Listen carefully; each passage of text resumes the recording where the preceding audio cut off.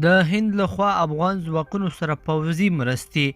افغان حکومت تازه څه ویلي دي هند حکومت څنګه د پوځي مرستو ډاډ ورکړی دی جزئیات ویډیو کې وګورئ او چینل سبسکرایب کړئ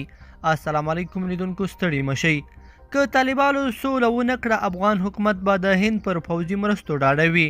که طالبانو سره د افغان دولت د سولې هڅو پایله ورنه کړه افغان حکومت د هندوستان پر پوځي مرستو او ملاتړ حساب کولی شي په هندوستان کې د افغانستان سفیر فرید مامونزي ویلي د هند حکومت لخوا افغان دولت او ولس سره تل بلا ویزا مرسته کړې او که طالبانو سوله ونه کړه د دوست هیواد هندوستان پر پوځي مرستو ډاډه یو مامونزي چې هلته یې له نوي ډیلي تلویزیون سره مرکه کوله وویل پوځي مرستې په دې معنا نه دي چې افغانستان ته به هندي ځواکونه استول کیږي بلکې د افغان ځواکونو د روزنې او تجهیز په برخه کې به مرسته او همکاري کوي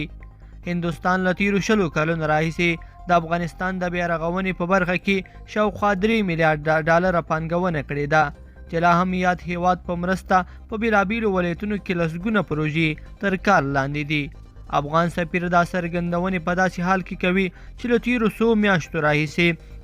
د سولې خبرې اترې په ټپه ولاړې دي خو بلخوا بیا طالب چارواکي د سیمې هیوادونو ته په سفرونو بوخت دي او وسلوالې په هیواد کې له افغان ځواکونو سره په جګړه کې ښکېل شوي دي